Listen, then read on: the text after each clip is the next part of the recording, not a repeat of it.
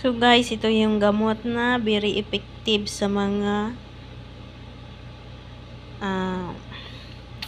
infection sa ating skin, like rashes, and then yung mga spots and creases and impetigo, inflammation of skin. This is very effective guys na cream kasi antibiotic to guys. So 2 weeks ko na siyang ginagamit sa aking kilikili na may infection dahil sa sobrang init. Napapawisan tayo lagi. So nanibago ako sa weather. So kaya guys, nagkabalutong-balutong yung aking kilikili. So ito lang yung gamot na ginagamit ko. Super effective talaga siya guys. Pero mas maigi pa rin na kumonsulta tayo sa ating doktor. Kasi minsan may mga medisina na hindi nababagay o naaayon sa ating type ng skin.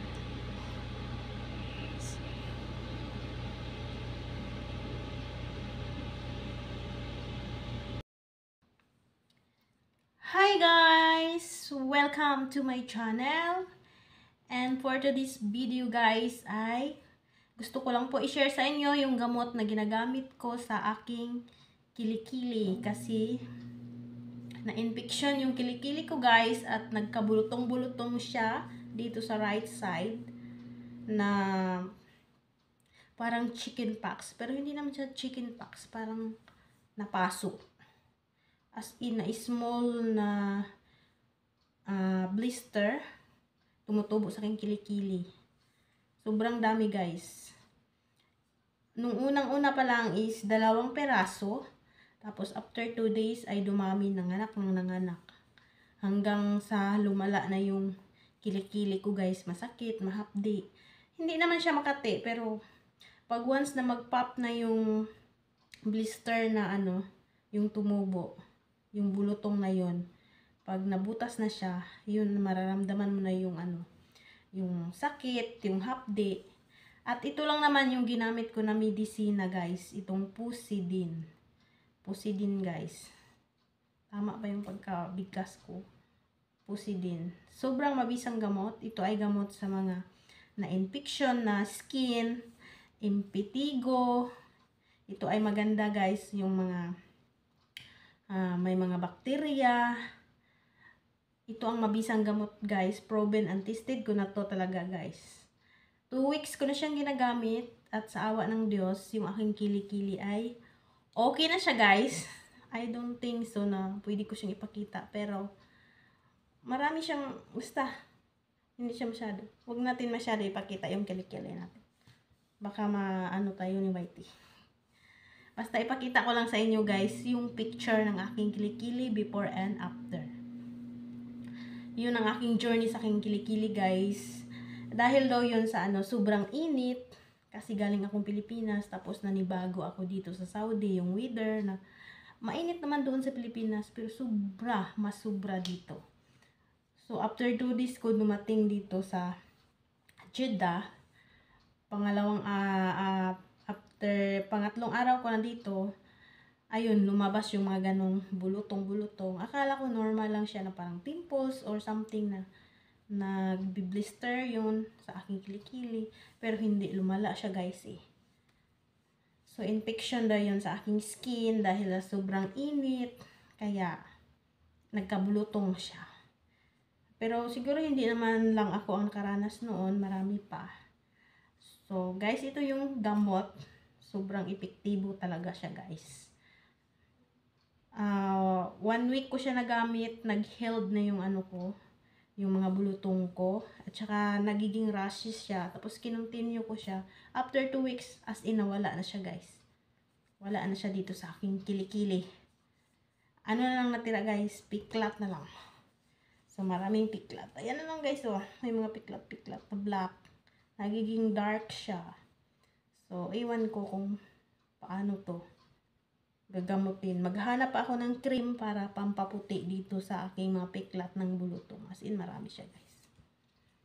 So, yun lang guys.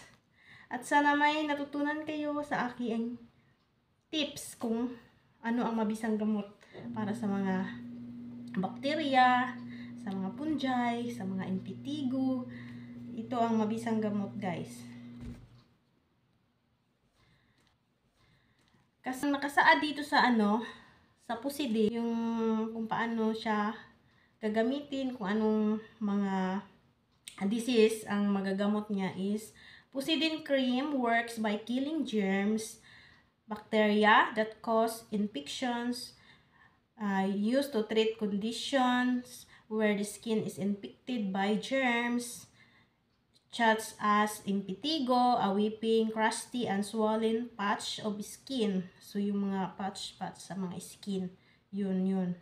Then, infected na dermatitis, inflammation of the skin, and spots, infected cuts, and grazes. So, yun guys, ang use ng Pusidin na cream. So, mas mabisa ito pag lagi mo itong ginagamit twice a day, and then dapat kumonsulta din kayo sa doktor bago nyo gamitin ang cream, kasi minsan yung mga skin natin hindi siya hiyang sa mga cream na basta-basta lang natin ginagamit. Ang pagkakaalam natin kasi nabasa natin sa mga description na ganito ang uses niya, pero baka yung skin natin is hindi siya match sa cream na to. So, mas maigi pa rin na kumonsulta sa doktor. So, yan lang guys. Hope may nakuha kayong tips sa akin about sa medisina na ito. This is proven and tested by me.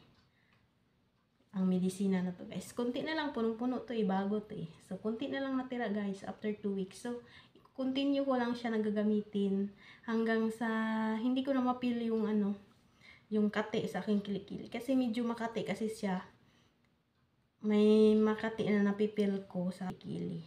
After nag-healed siguro kasi gano'n naman talaga yung mga sugat. Pag palapit na siya ma-healed is na kumakati. Ano bang tagal? Malapit na maulian. Malapit na maulian.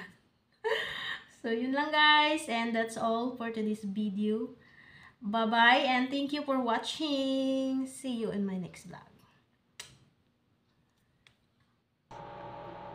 Kasi medyo nawawala na yung iba. Medyo makati na siya ngayon guys. Nawala na yung bulutong-bulutong.